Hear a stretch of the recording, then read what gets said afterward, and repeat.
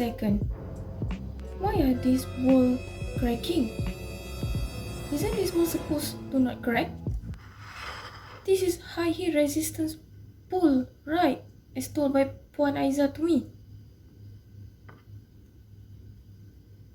Does this mean Puan Aiza cheated on me?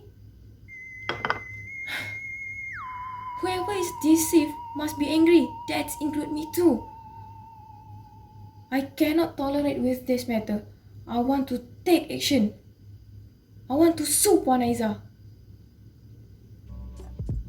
Okay, wait a minute, Amina, wait a minute. Okay, the question in this case is whether Amina can sue Aiza, whether Aiza is even wrong in this case, whether Aiza even breached this SOGA Act, whether it is illegal to put false descriptions on the item or you sell the item and you put false description. That's the question. And the last question is whether Amina is even entitled for the damage that has been done. Okay, that is the questions. So let's move on to the other part. Assalamualaikum. Now I'll be explaining the law section of this case. Both are good under the definition of section 2 and 41 of SOGA 1957. Both are goods that is available. Seller did transfer property in goods. There is a price and it's a movable property to be specific. Both are considered as existing goods because the goods are owned or possessed by the seller under section 61 of SOGA. And since the goods have already been bought by the buyer and is considered as a certain goods, where goods are the selection of the buyer or seller. In addition of section 41 of SOGA provides that a contract of sale is a contract whereby the seller transfers to agrees to transfer the property in goods or of the buyer for a price.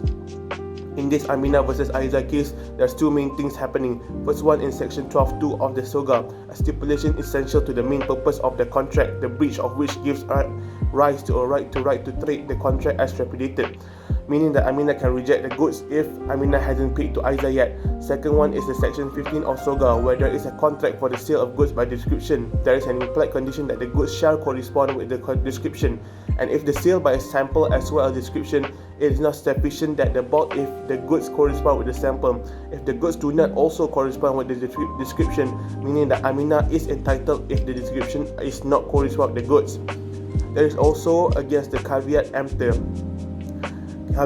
rule under the section 16.1 of the SOGA. There is no implied warranty or condition as the quality or fitness for any particular purpose of goods, meaning that there is an implied condition that the goods must be reasonably fit for the particular purpose of the buyer, and if the goods are not fit, the seller would be liable for a breach of this condition. Since damages has happened to be the goods in section 16 of SOGA, a person who rightly resigns a contract is entitled to compensation for any damage which he has sustained through the non-fulfillment of the contract.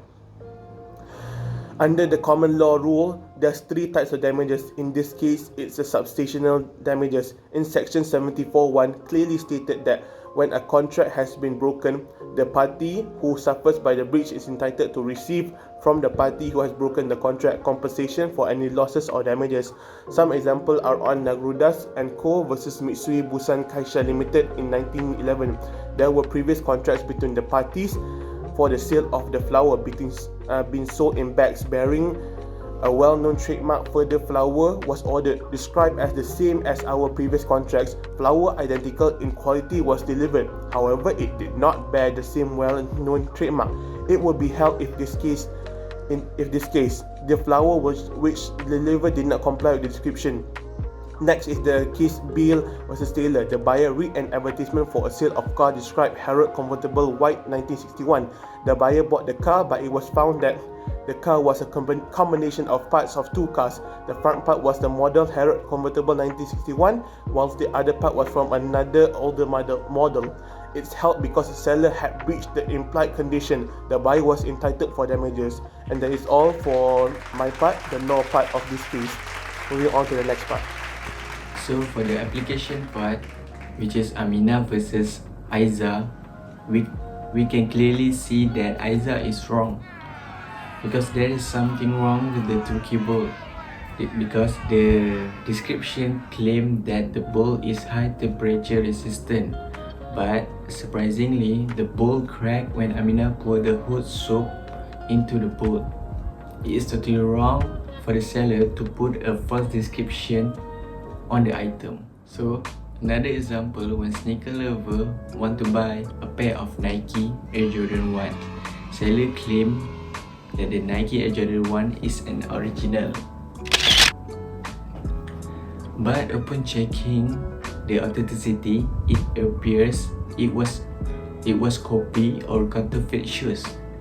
Even that so, the sellers still sell that pair of shoes at original price. Seller cannot manipulate and trick the customer into buying their things and lies about it, or else customer will fall in the trick into buying it. Although this is just a mere example that does not treat the buyer in terms of life and death, but could you imagine if this lie being made on the product that people bring to the hiking or climbing mountains? Extreme activity like this could actually pose a threat to the buyer or the users. So that's all from application. We move on to the conclusion. In conclusion, referring to the case above, the defendant, which is Aiza, should know better about these goods before she sell it to the plaintiff, which is Aminah, the buyer. Long short story, Aminah can sue Aiza for the damages happened because of the false description on the Turkish polls. Aminah will win this case because it's Aiza's fault for being careless. Aminah also can ask for a small compensation money as refund for the broken bones. This is a good reminder to all sellers out there, because buyer fully relies on seller skills when buying something. Buyer also, in the other hand, need to think carefully and research first beforehand before buying something, so that accident like this will never happen. That's all, and thank you.